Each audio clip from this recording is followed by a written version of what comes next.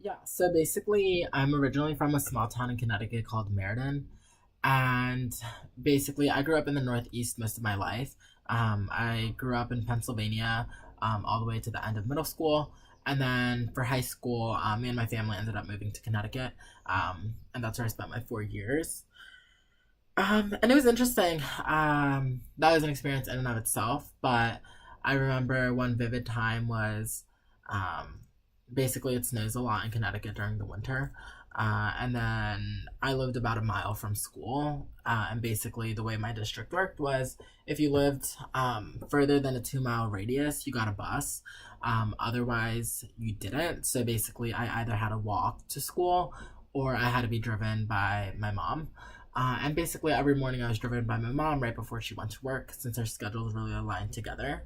Um, but when there was a 2 hour delay because it snowed and they're like, we're going to start school late, that meant I had to walk to school, basically.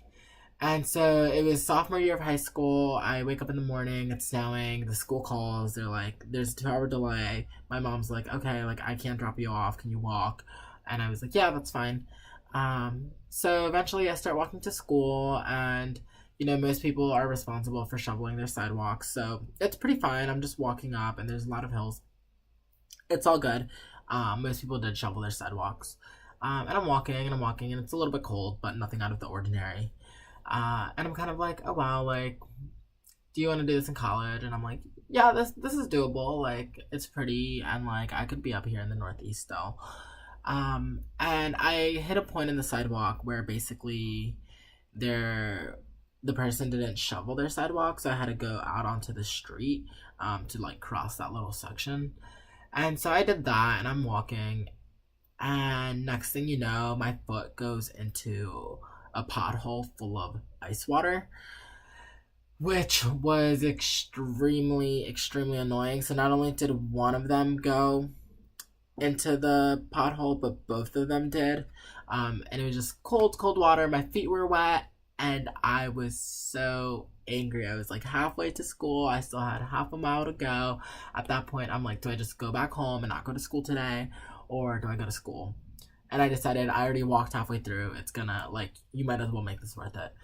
So I continued walking to school, got to school, went to the bathroom, dried my shoes and my feet in the hand dryer in the bathroom, and then immediately afterwards, I went to class. I was in a bad mood all day because of the snow and the ice water.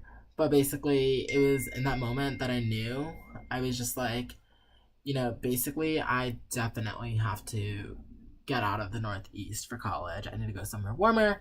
And so that's when I started looking at other schools in Texas and in California.